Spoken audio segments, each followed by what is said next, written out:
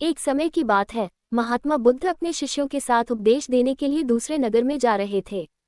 काफी दूर चलने के बाद सभी शिष्य थक गए और उन्होंने फिर महात्मा जी से कहा, गुरु जी, यदि आपकी अनुमति हो तो कहीं रुककर कुछ देर आराम कर लें।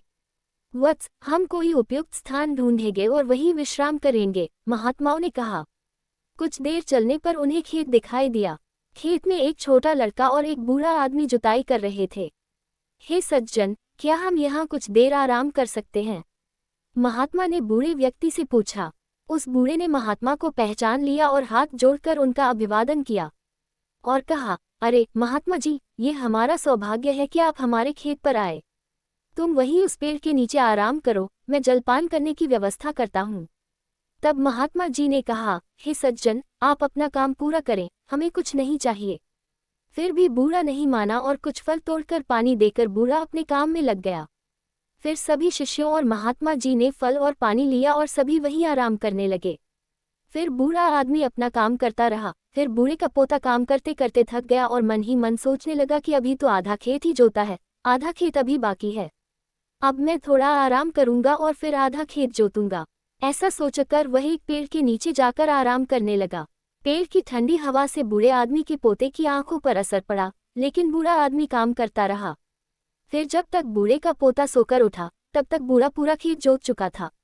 वह दृश्य महात्मा जी और उनके शिष्यों ने देखा।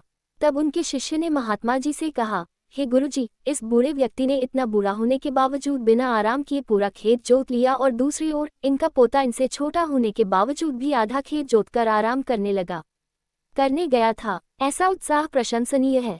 ऐसा उत्साह उन बुजुर्गों में दिखाई दे रहा है। और इनका पोता थकान से विश्राम करने चला गया। हे वत्स, तुम ठीक कह रहे हो, लेकिन ऐसा इसलिए हुआ क्योंकि वह बूढ़ा व्यक्ति केवल खेत जोतने पर ध्यान दे रहा था, शरीर की थकान पर नहीं, महात्मा ने कहा।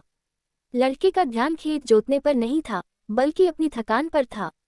ये हमें सिखाता है कि अपना ध्यान हमेशा लक्ष्य पर रखें, कहीं और नहीं। इतना कहकर महात्मा जी और उनके शिष्यों ने बूढ़े को नमस्कार किया और अपने रास्ते चले गए। निष्कर्ष, इस कहानी के माध्यम से हमने सफल जीवन के लिए ध्यान और समर्पण के महत्व को देखा।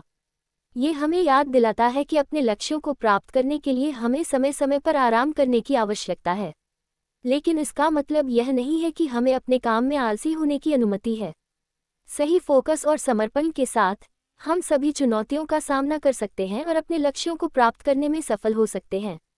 दोस्तों, आज की यह कहानी आपको कैसी लगी और आप इस कहानी से और क्या सीख सकते हैं मिला, कृपया ये भी हमें कमेंट करके बताएं।